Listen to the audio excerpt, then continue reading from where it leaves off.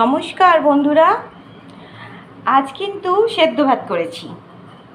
আলু সেদ্ধ, মুসুর ডাল সেদ্ধ, ডিম সেদ্ধ, পেঁয়াজ আর কাঁচা লঙ্কা, ঘি। দেখতেই পাচ্ছ, আজ বাড়ির সকলের নিমন্ত্রণ, তাই আমার এই খাবারের ব্যবস্থা। বিকেলে হয়তো একটু ভালো কিছু হতে পারে, কারণ আজকে আমাদের হোম ডেলিভারি আছে। সেখান থেকে যদি খাবার আসে তখন আবার একটু ভালো কিছু হতে পারে, কারণ ওখান থেকে হলে বাড়ির জন্য অনেক সময় আমার হাজব্যান্ড নিয়ে চলে আসে। আমি একা খাবো তো, সেই কারণে আমার এইটুকুই ব্যবস্থা।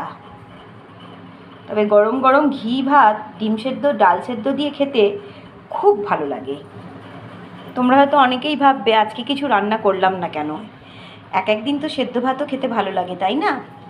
তাই আজকে এই ব্যবস্থা করলাম। ভালো লাগলে, আমার ভিডিওটা তোমাদের ভালো লাগলে লাইক, কমেন্ট, শেয়ার করো।